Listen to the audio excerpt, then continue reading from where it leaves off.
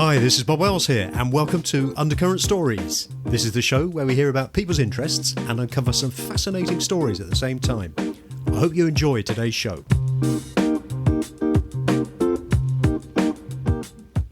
Hello and welcome to Undercurrent Stories. In today's show, I'm delighted to be joined by Stephen Blush.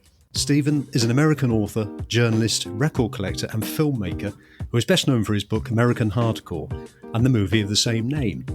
As well as writing 5 books, he is founder of Seconds magazine, a musical publication, and 2 of his books have been made into movies.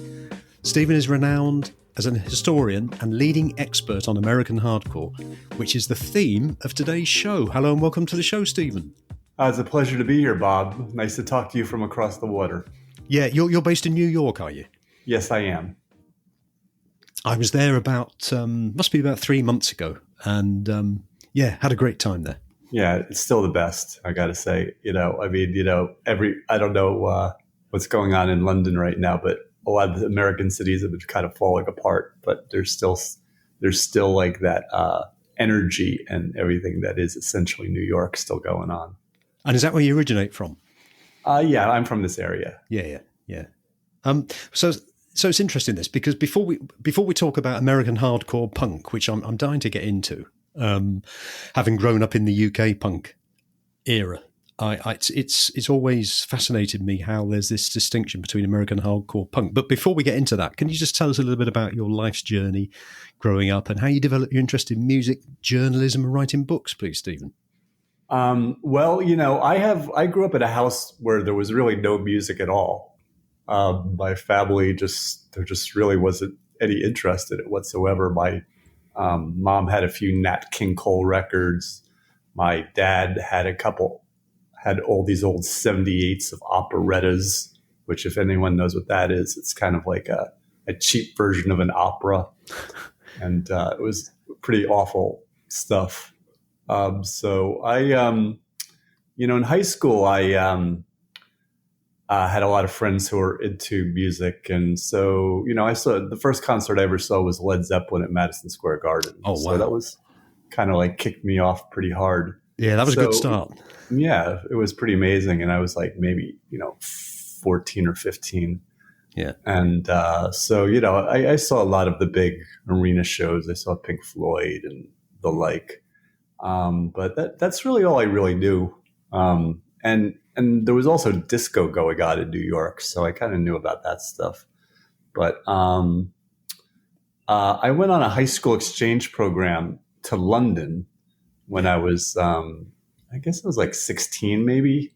Yeah. And I thought I was going to a private school in London, which is the opposite of in America. Public and private are a little bit different. So I thought I was going to a private school in London, but yeah. I really went to a public school in Ilford. Oh, right. And so I learned how to fight. I learned how to drink.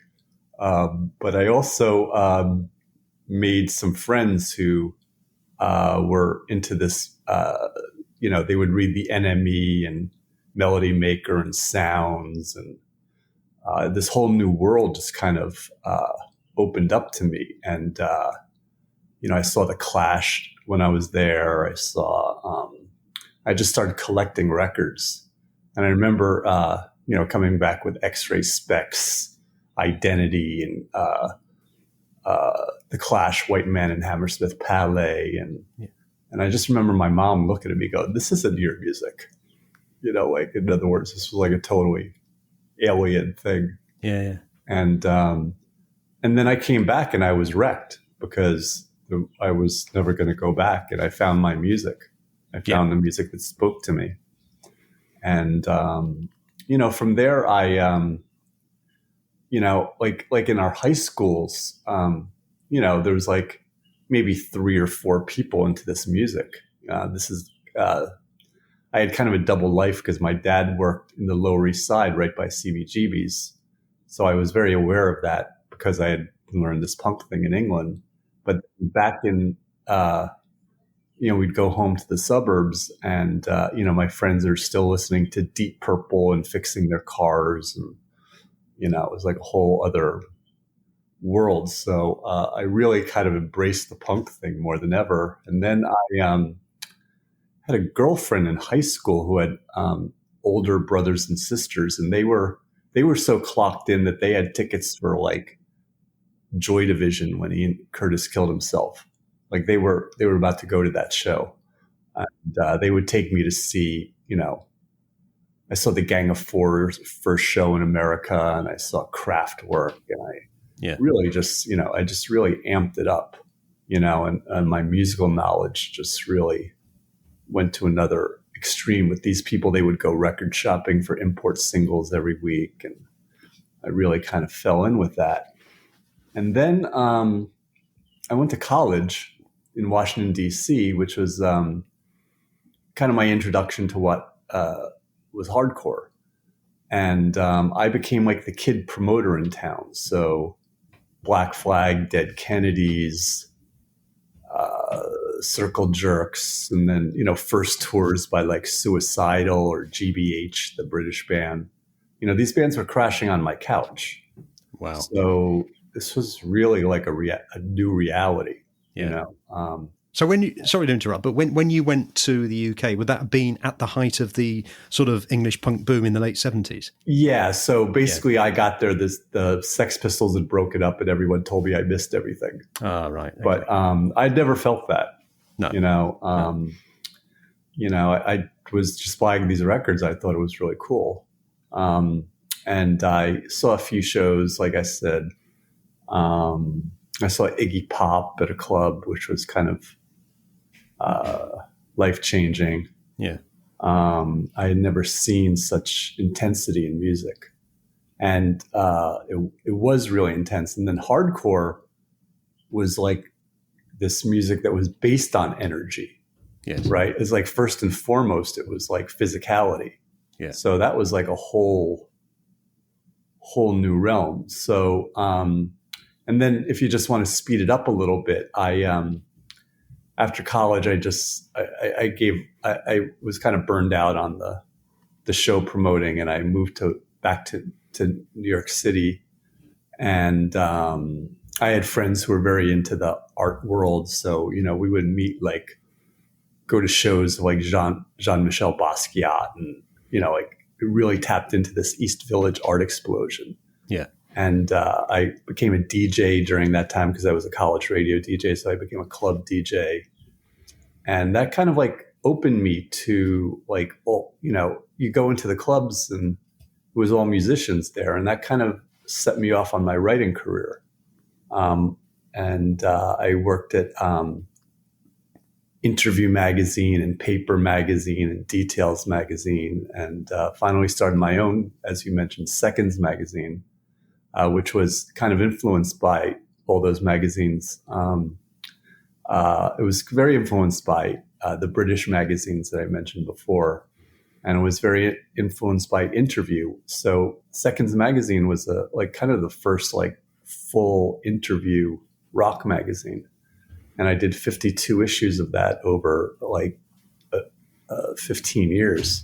Yeah. And that was a uniquely American magazine, was it? Yeah, very, very like an influencer kind of thing. So it was like I was really, I had a lot to do with the whole kind of rise of alternative rock and grunge. Yeah. So and the connection there was hardcore because Soundgarden, Pearl Jam, Rage Against the Machine, Beastie Boys, even Dave Grohl. I mean, they all come from hardcore roots. So we were kind of part of this secret history. So it was like, I always describe it as like being a war veteran. Like you've been through this experience like with people, and even if you don't see them for like, 5-10 years, you pick up like where you left off. And I found that was my relationship with a lot of these bands, because a lot of them I had booked in their first bands, or met on tours. I used to work with a band called No Trend, who used to work with Lydia Lunch. Yeah. And so we would go on tours. And I remember Soundgarden was our opening band, and Flaming Lips were our opening band. So I really got to know these people very intimately at a very young age. So, and then I hadn't really thought about writing books at all, to be honest with you. And I just thought that was like a whole other thing. And then in the 90s, it was like the like second wave of punk with your Green Day and Rancid and those kind of bands. And I remember talking to Rancid. Well, there were two things. I remember talking to Rancid, and they're trying to school me on music because by that point I had grown my hair really long. I was kind of like, didn't even want to be like known as punk rock. So they just thought you were a sort of rock muso or something like that. Yeah, they just thought I was just some like idiot from hair metal guy or something. So and they really weren't right about what they were saying. No. It was like I don't know if it's just an American term, but it was like the game of telephone where you somebody says something and then passes it on to another person. And then by the time you get around the room, the story's completely different. Yeah. And that's how I kind of saw the history. And then there was this history of rock and roll series on American public television, which was actually quite good. It really gives you I can't remember what the series was called, but it told you really got into Elvis, you really got into the Beatles, you really got into the 60s, you really got into the 70s, you heard about the Sex Pistols, and then the next thing was Nirvana. This whole thing that I was part of didn't even exist.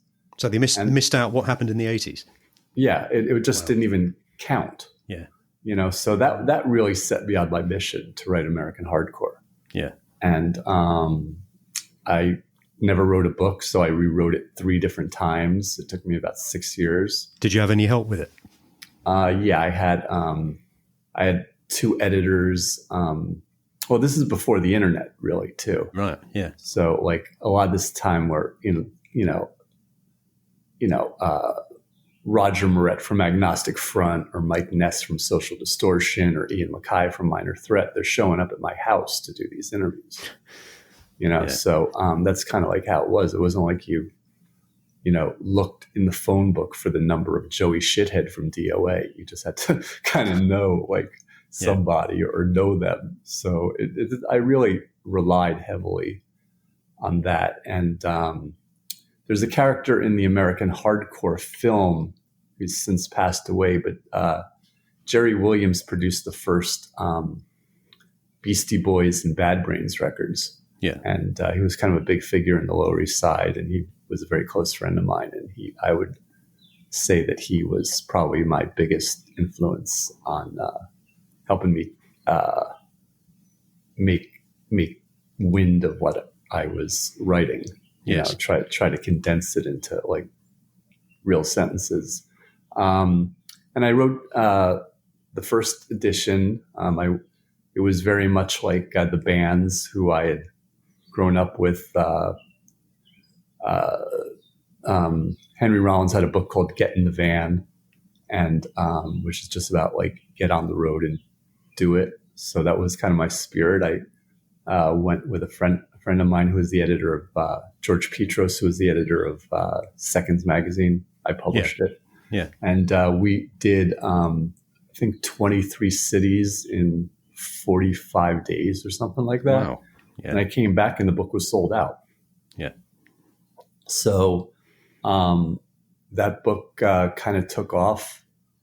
And then I did the movie with Paul Rackman, who had done the Bad Brains videos and stuff like that. Yes. Also did, he was involved in a lot of the grunge stuff I was too. So we were kind of kindred spirits working on that film. And that film just, one day we submitted to a bunch of film festivals. And I remember it was Christmas Eve, Thanksgiving, holiday. Yes. And we got a phone call. It was we love your film. Come to Park City, for the Sundance Film Festival. Wow. Which was just, life-changing. Yeah. You meet I'm hanging out drinking with Wim Wenders and stuff like that. And he's like, hey, Steve, when you're making a film and this happens. And I'm like, Yeah. Like, of course, I have no idea what he's talking about. Because I'm not really a filmmaker. It's like I wasn't really an author. I wasn't really a promoter. I wasn't any of this. I just So did you get some of that imposter syndrome? Yeah, and it was great. He loved me because I didn't know anything about film, and I didn't even make any pretense about it. No. And it wasn't like I wasn't faking it with him. Yeah. So like I said, he loved it when I said I get confused between Al Pacino and Robert De Niro. Oh yeah. And he just thought that was the best line he had ever heard. Yeah. So anyway, and you're meeting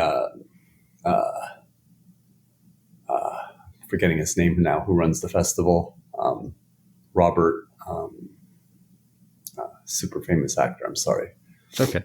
But anyway, that shows you how low my movie credentials actually are. But anyway, so that was just such a trip. And, it was, we traveled around Europe. We actually didn't make it to London. We did a festival in Leeds. Oh, yeah. Yeah, which actually was really fun because that's like real fans. Yes. But we did like, let's say we did like 7 countries. We did the Toronto Film Festivals. We did some pretty big events, and then it was, go back to work after that and pay your bills. So I just found this route of writing books, and got like, depending on how you count it, it's 5 or 6 books because a couple of them are in second editions, and yes. And American hardcores in like, I'm not even counting it, but American hardcores in like 5 different languages. Is it really? Wow. Yeah. So, and is the film still available, Stephen? Oh yeah, it's Sony Picture Classics. So it's right, okay. It's one of those things that's on all the streaming. Yeah. It's an interesting journey. I'd probably ought to tell you a bit about. You came into Britain when we were sort of having our punk revolution then, or the latter part of it when you came in late 70s. Yeah, I was there. I was going to say I was there in 78 and 79. Yeah, so I wasn't there for 76. No. I'll just tell you what it was like as a young lad growing up when it happened, if you like, because that can put a bit of context on the American punk scene. Because I wasn't one of the 60s guys, so anybody my age who was brought up in the glam rock era of T-Rex and Slade and the Sweet and all that will remember it very well. And so we had all that, and that got me into music. And then we had a period of the mega bands like the Zeppelins, the Pink Floyd, Deep Purple, which you mentioned earlier. And there was all that going on, which was great. And then there was a bit of a lull in the mid-70s, and the music papers were starting to talk about bands that were, at the time, sort of pub bands like Dr. Feelgood. Right, sure. Eddie and the Hot Rods. That's right. And then all of a sudden, Spiky Hair, Safety Pins, the Sex Pistols, and there were a lot of my colleagues or my counterparts, myself included, with the long hair, who were a little bit anti-punk. Sure, because it was different. It was different, and it was almost slightly shocking. We got into it eventually, of course, but I have to say this because you'd go to parties and you'd talk to people similar to yourself, and no, I don't like punk, but I like the Stranglers, and the Stranglers were a band which sort of bridged the gap, I think, as far as we were concerned, because they had the attitude of punk in that, but they could play their instruments pretty well. Correct. And then we realised actually that the Clash were pretty good musicians as well, and that's I think that's how we got into it. But the American punk stuff, I've heard over the years bands like Green Day saying, "Yeah, we're punk rock," and that was always an interesting dilemma. Really, was it punk or wasn't it? I don't know, and that's why I wanted to speak to you, Stephen. So it's kind of interesting. Like just because you understand punk doesn't really mean you understand hardcore. No. Hardcore was, if there's the bands that were influential, hardcore was not a fashion. I mean, obviously there were people with mohawks and, stuff like that around, but in general, it was a very utilitarian look, and it kind of took itself from the Clash and the Ruts and Sham 69 and a lot of the Oi bands like Cockney Rejects and a lot of stuff that, like, a lot of my British journalist friends, are horrified by. But But that was the influence. I Yes. mean, one of those singles I came back with from England was Borstal Breakout by Sham 69. Yeah, I remember it. Yeah. And If the Kids Are United was a song that every hardcore band played. Was it? So it was really kind of like a youth movement. Yes. It was a suburban movement.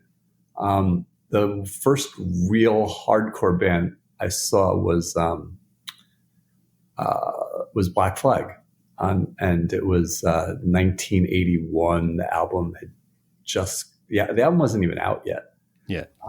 Henry Rollins wasn't the singer yet. In fact, I was at the show where Henry Rollins.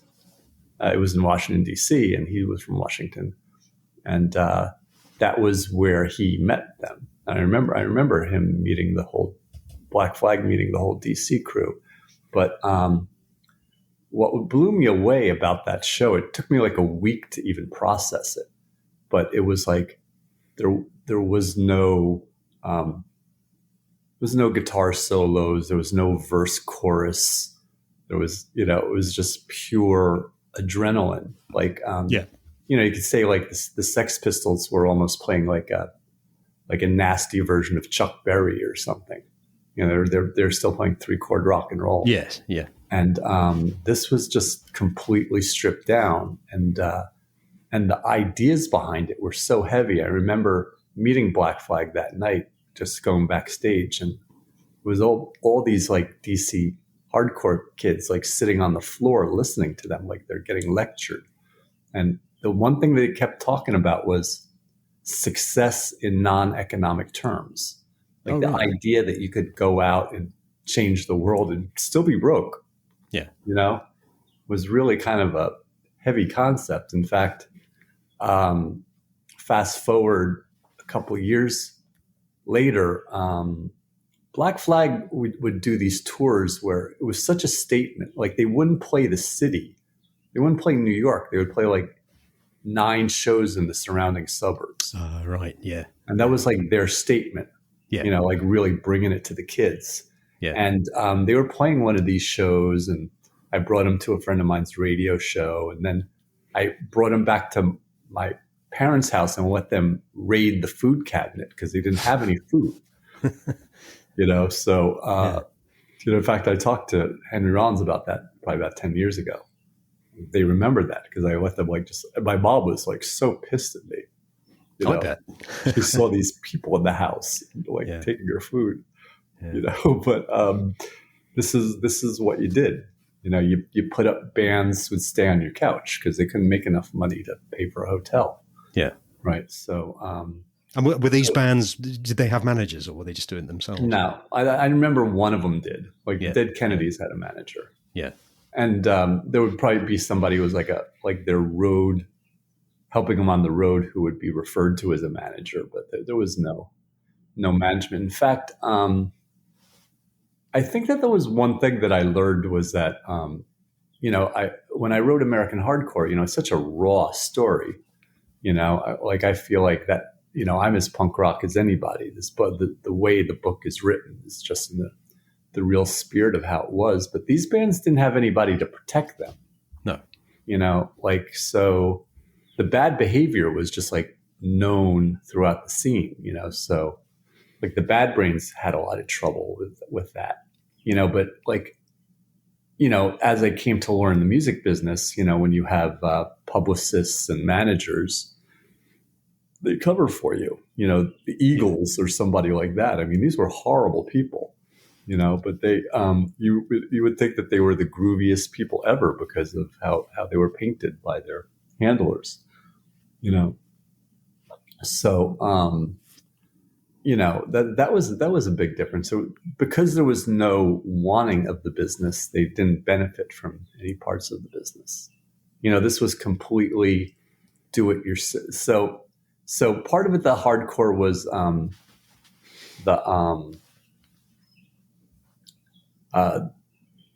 this kind of raw, stripped down kind of music. Yeah. The other part was this incredible physicality to it. It started. Can you describe the physicality, Stephen? I mean, because in the UK, I suppose the physicality in the UK during the punk thing was pogoing, jumping up and down. Yeah. So you have to put spitting. it into kind of context of kids growing up in the American suburbs, especially in California, more so even than New York. But it's a physical culture. It's surfing and diving into pools and a lot of fighting and a lot of soldiers, a lot of Marines, So that was kind of like the context of it. So, slam dancing and stage diving were kind of manifestations of those kind of behaviors, and nobody had ever seen anything like that ever before. And it was shocking. And that was like the dividing line between punk and new wave and hardcore. So, there was kind of like I think in California it was way more violent because I spent a lot of time out there because being with these bands, and people are definitely out to put a whooping on somebody every once in a while. I found on the East Coast it was more like a friendly kind of thing. Like if you fell on the floor, somebody would actually not step on your head; they'd pick you up. So I found that a little more refreshing. There's also an intense do-it-yourself vibe. The punk bands talked about DIY, but they were really part of the record business. They were really still on major record labels and the Clash, Sex Pistols, whatever, Stranglers, like you said. They weren't forming their own record companies. They weren't. So hardcore kind of took a lot of these lessons of, because we were all punk fans first and foremost. Yeah. So I mean, just to sort of summarize there, the hardcore punk thing really carried on the original spirit that was intended by punk that sort of started up in the UK, would you say? Yeah, I would say that it was the spirit that they didn't really follow themselves, and that's not a disrespectful thing. It's just, they created the language, but they weren't really living it. We took it all to heart, when you read something in Sounds or Melody Maker, you really believed it. Yeah. You were really like buying, I had never heard, bands talk like that before I read those magazines. Like the politics of the Clash was so intense. And I've come to, they pushed their audience so hard with political ideas, musical ideas. They were covering songs that like just now we're figuring out what they were doing. Yeah. I mean, have you heard Sandinista? You probably have. Sandinista, the Trip, brilliant album. Yeah. And it's like a lot of that stuff is like really rare Jamaican music. Yeah. And dub reggae. Yeah. Right. And so they're really pushing the envelope. I remember on White Man Smith and Hammersmith Palais, they're name dropping like Delroy Wilson and Ken Booth. And, I had to go find out who these people were. Yeah. So I found I found them, they were very much my saviors for a long time. And then they couldn't really rival.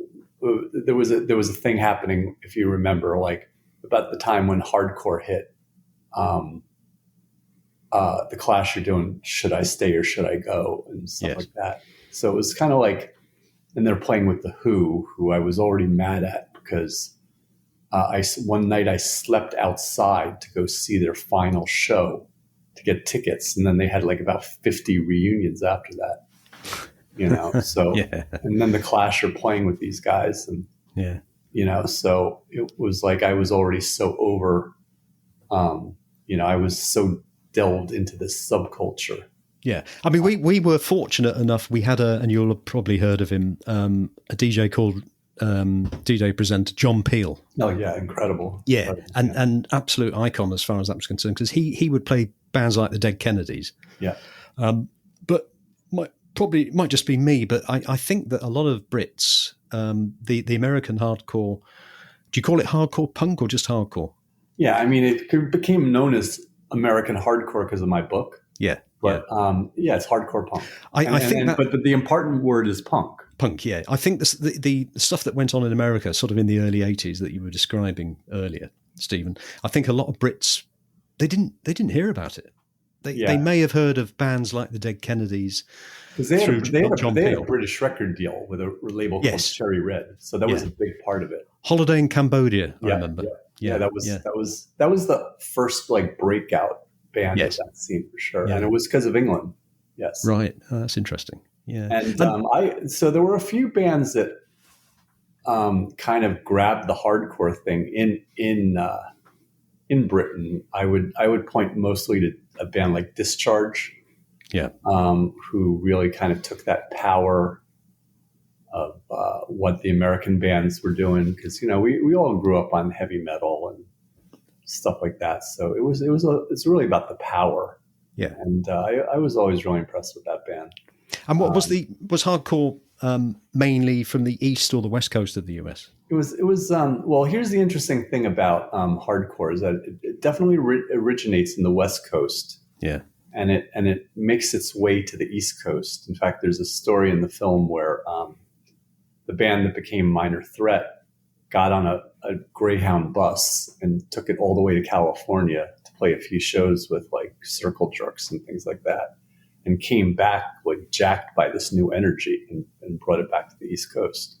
Yeah. And but the interesting thing about, though, I was always fascinated by hardcore, and it's kind of like a big focus of the American hardcore book is when punk came out, it was really in about 5 different cities.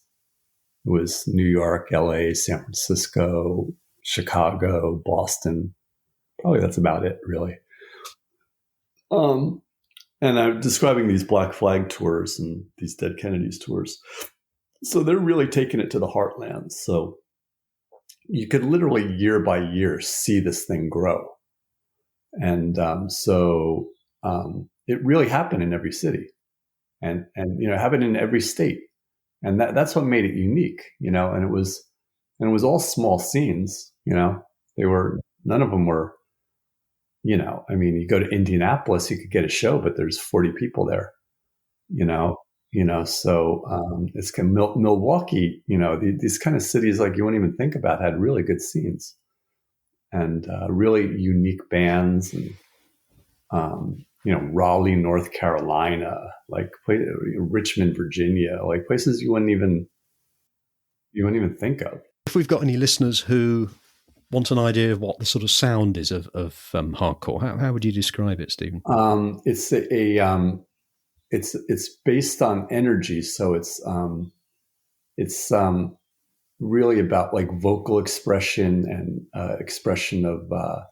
It wasn't really a political, although there were political elements to it. It really wasn't a political scene. It was more about personal politics and being alienated as a kid in the suburbs. The sound is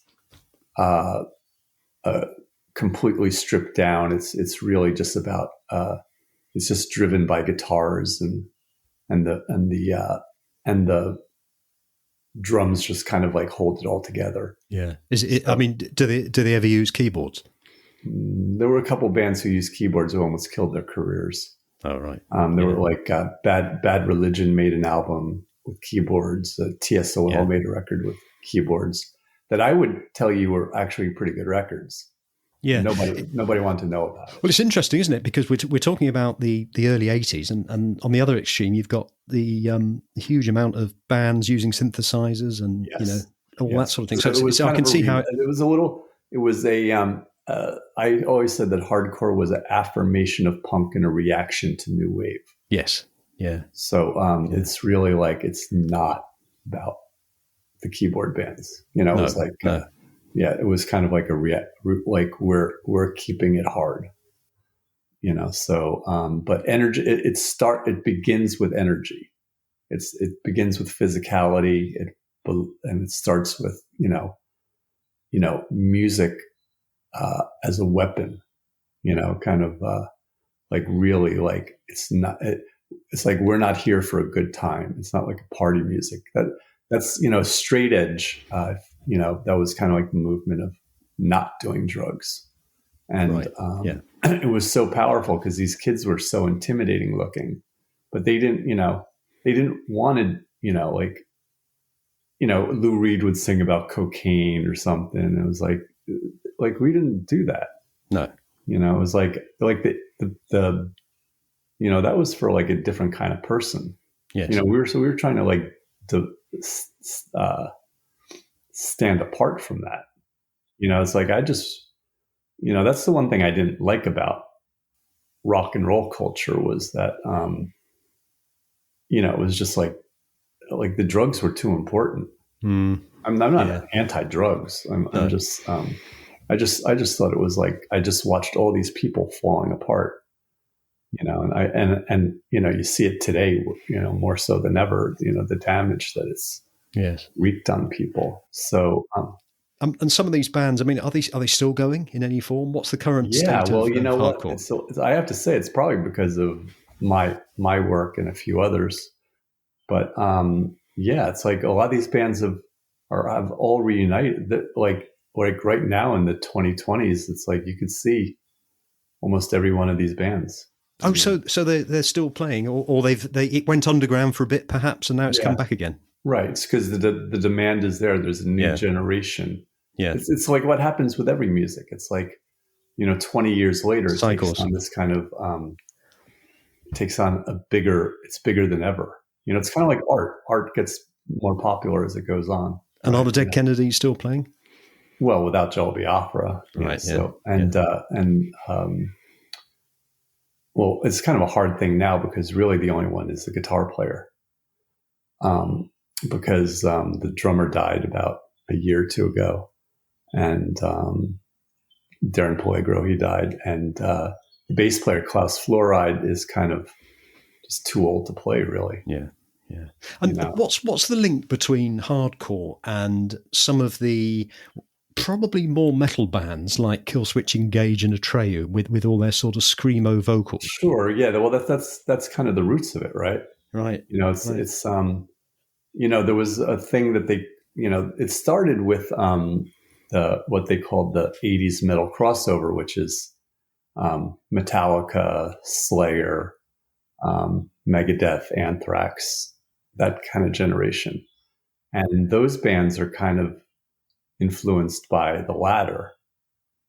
Probably like, I don't know. I've never spoken to Atreyu, but I doubt they're name dropping much hardcore.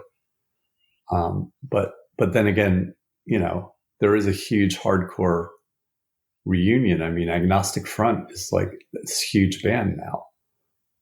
They like tour the world, and this is a band that comes literally from like the streets of New York. I mean, they them and the Cro-Mags. I mean, these guys didn't even have gear. I mean, I remember Harley Flanagan didn't have a bass pick. He would use like that plastic thing that wraps your bread. Oh, really? Yeah, he was playing with that because they didn't even have the equipment.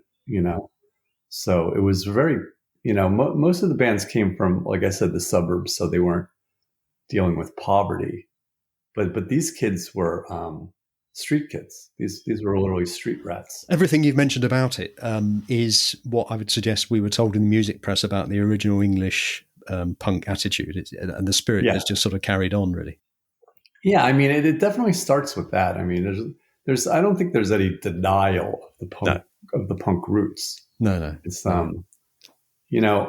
would also point to a very American band, which was the Ramones.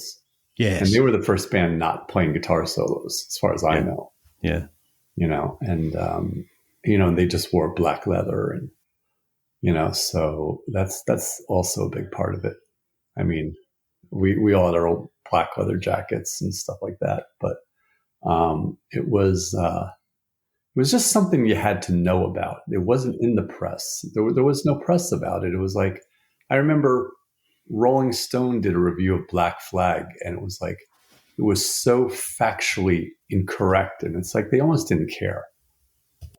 It was like they just had to get through it or something because it was becoming popular, but they didn't really have any interest in taking it over. And then there was the whole rise of alternative rock had so much to do with hardcore bands, like a band like Husker Du or the Replacements, or they all kind of they all came out of hardcore. They were hardcore bands that just kind of adapted as time went on. What sort of music are you listening to at the moment, Stephen?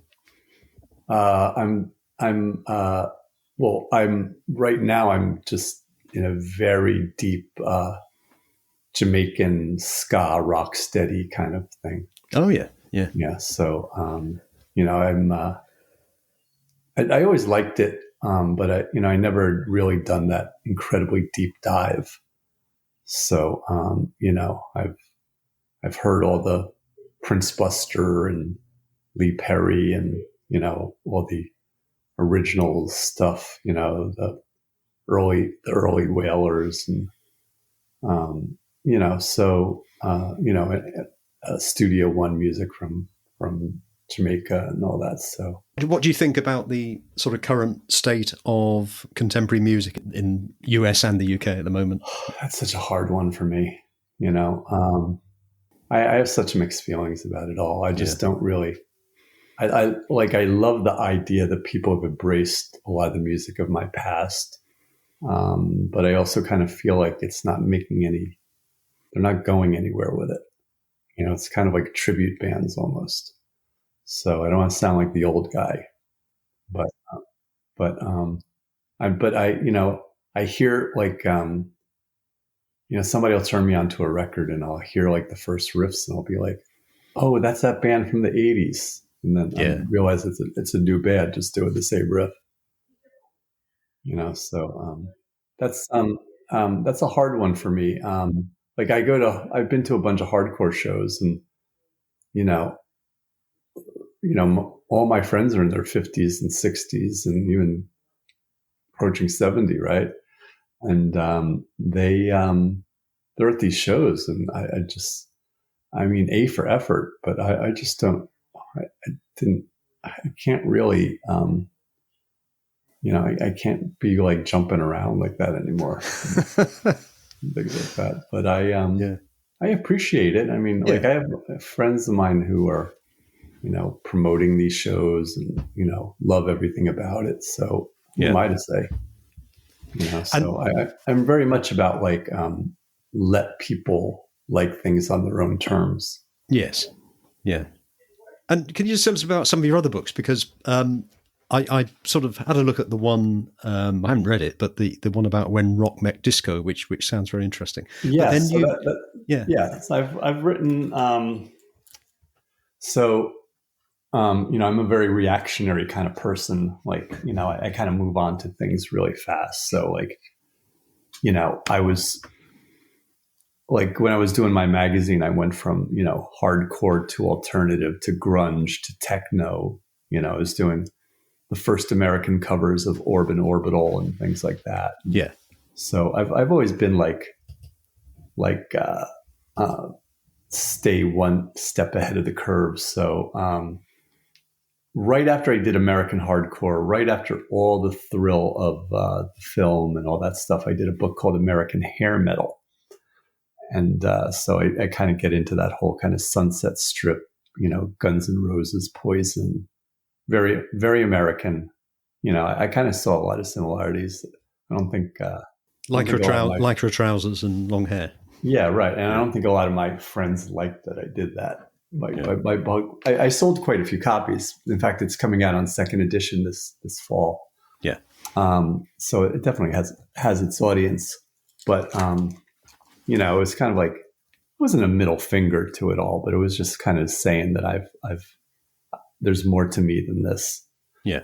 And then I did a best of seconds book called 45 Dangerous Minds, which is some of the most, we interviewed some very intense people. So that's in the music business. Yeah. And also, criminals and things like that. So yeah. And the worst behaved musicians, and the ones with the nastiest views. And yeah. So I did a book of that did pretty well. And then I did a book called Lost Rockers, which was another film that I made, which was about great musicians who fell through the cracks of history. like you right. mentioned, T-Rex and Yeah. um, uh, the scandal toward the end of Mark Bolan's life was that he had a child with this black woman, Gloria Jones, who did the original version of Tainted Love. Yes. And so like she's an example of a character in that book. Or Jake Holmes, who wrote Dazed and Confused, and Led Zeppelin stole it from him. Or, the original singer of Journey, who got thrown out of the band. So people who are like on the verge, Cherry Vanilla, that kind of comes out of that punk scene. And, her opening band was The Police. The Police were her backup band. Right. And she was a Warhol person, but, like, what is that thing that like you almost make it? Like you don't quite make it. So that was a really fascinating book. Yeah, I bet. And tale to tell. Yes. And then did you interview some of those people? Yeah, every one of them. Oh, did you? Right. Yeah. Right. And then I did my kind of American hardcore version of on the history of New York rock, a book called New York Rock. So that would be the New York Dolls and all that. Yeah, I call it from the rise of the Velvet Underground to the fall of CBGBs. Oh, yeah. So it's that 40-year arc of downtown music, which was really one of my best books, but I signed to a major publisher and I just never been lied to and like not come through on so many things. It was just, that was kind of a disappointing experience for me. But the book did pretty well, but I just didn't like, they basically, tried to package it as Please Kill Me, which was that punk history book by Legs McNeil. In fact, the cover was, I was like, please don't do this to me. You're going to ruin me. And they went ahead and did the cover anyway. And I had to, it caused me some problems, but in general, it's still a pretty well-received book. And then I hooked up with a really great agent, and I'm doing this series of books right now. You just mentioned When Rock Met Disco, yes, and that's kind of the story of like disco was the biggest music in the world, and then a lot of famous rock bands started incorporating disco into their sound, like Rolling Stones' "Miss You" or Rod Stewart. Or Kiss, Do You Think I'm Sexy? Or, and there's so many examples of that. And then this started this thing in America called Disco Sucks, and this anti-disco movement. And then it kind of ends that, the fusion of rock and disco is actually a good thing. Made music better, like you would never had the stuff in Manchester or any of that kind of stuff where not, the flavor. There's a rock flavor, in dance music now. Yeah, you could have the attitude. You had the attitude as well as the dancing. You're right about the Manchester stuff. Yeah. So that's what that book is, and that book is part of a 3-part series. Yeah, we got into the discussion of Jamaican music, and the follow up to that is when this will be out next year. It's called When Rock Met Reggae, and that's kind of the story of like. Bob Marley moves to England, makes that record called Exodus because he, basically almost there was an assassination attempt in him in Jamaica. Yeah. And he comes over and he meets Lee Perry had told him about the punk rock thing, played him The Clash's Police and Thieves. And then he writes a song called Punky Reggae Party, where he's name checks all the punk bands and the whole punk reggae crossover that Don Letts kind of brought with the Roxy and all that kind of stuff, and Clash and the Slits and things like that. So it kind of starts with a history of Blue Beat and how all this music came to England with the. And that's coming out in the autumn, did you say? Yeah, that'll be out next year. Oh, next year. Yeah. Yeah. So like around this time next year. And it's kind of a fascinating story. So it's kind of like, it's a very sociological story about how, kind of the meeting of the music for the the British working class and the new Jamaican, new West Indian immigrants Yeah. kind of bond on this Yeah. kind of revolution rock kind of thing. Sure. Yeah. And so, that's my next one. And then there's one called for the following year, which will be When Rock Met Hip Hop, which is a really big particularly New York story. But I think that's a great story. So would that be sort of Beastie Boys, that type of thing? Yeah. Rick Rubin and That sounds interesting. Yeah. Any more plans to do any more films? I'm one book I forgot to mention that I wrote, which was not about music. It's actually turned out to be my biggest project. Yeah.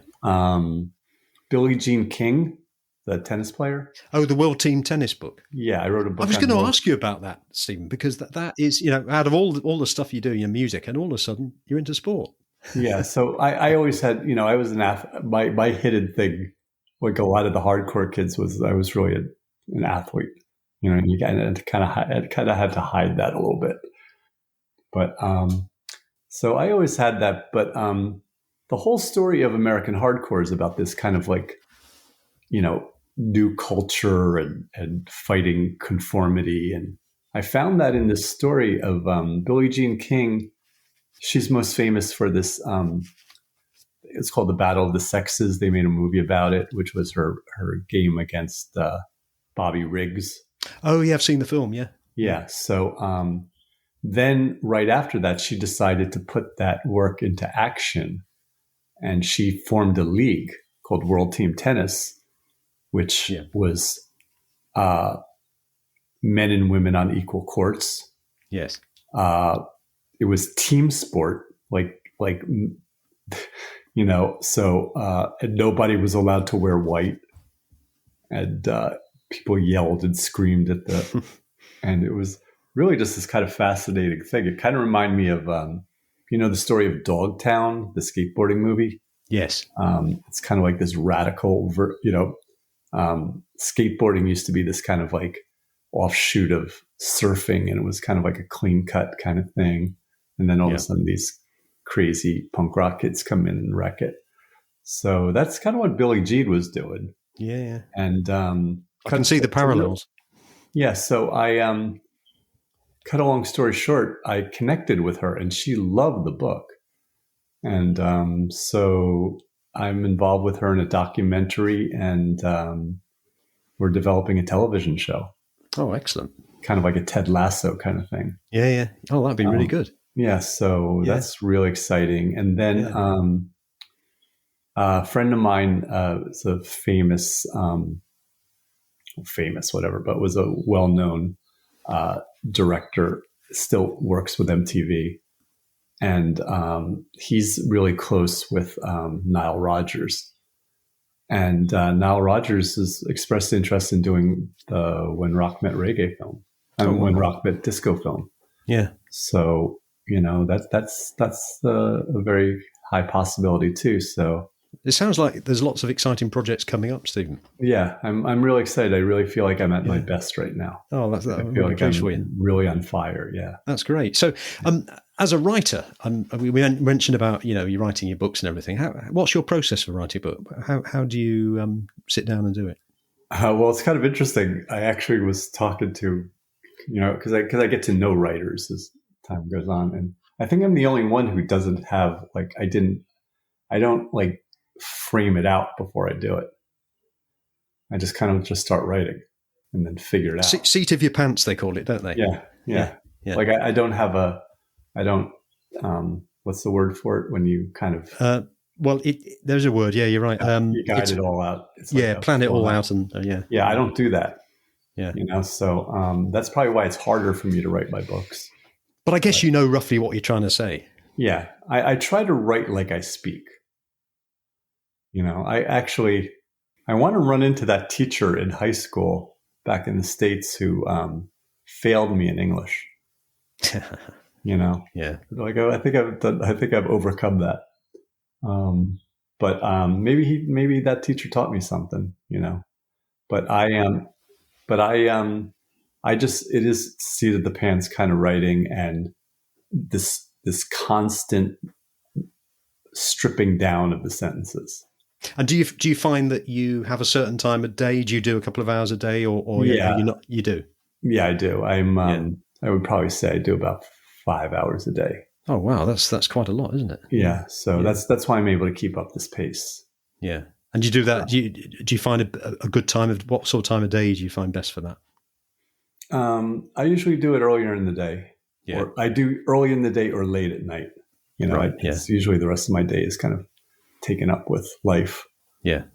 Other stuff. I've got a family and, all that kind of stuff. So, yeah. And if you've got any listeners who would like to sort of enter the music industry or write, what sort of, or even as a journalist, what sort of advice would you give them, Stephen? Never give up. Do not give up. You just have to work and work and work at it. And it doesn't matter how long it takes. And don't do it unless you believe in it. Like, don't do it because you want to be a writer. No. Do it because you've got something you've got to say. And I'd say that's the most important part. It's complete drive. And you can't be doing it for ulterior reasons. You're not going to become famous being a writer. I mean, I'm about as well as you could do it. That's not and it's very cult, and I think most writers who are really good, I mean, of course there's, world famous writers, but they're usually doing novels and things like that. And, but you're basically you're known within your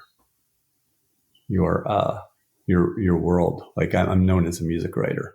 Like it's funny, with Billie Jean, she had no idea about any of this stuff. What about the music part of it? Yeah, none. No. But I got to say, she's really cool. She's she tells dirty jokes all the time. Oh, really? Yeah, I mean, she's very. Sometimes you meet musicians and you're kind of let down because they're not as cool as their press clippings. But she's actually cooler than I thought. She has a lot of handlers and, and that kind of stuff. And she's but it's pretty funny. It's like her best friend in the world is Elton John. Yeah. So we'll be we're going to Elton's house, and he ties into the story too, because the song Philadelphia Freedom was, it's a great song, isn't it? Yeah. And she played for a team called the Philadelphia Freedoms. Yeah. Stephen, where can people find out more about your work? StephenBlush.com or Instagram, the Stephen Blush. And I'm also on Facebook.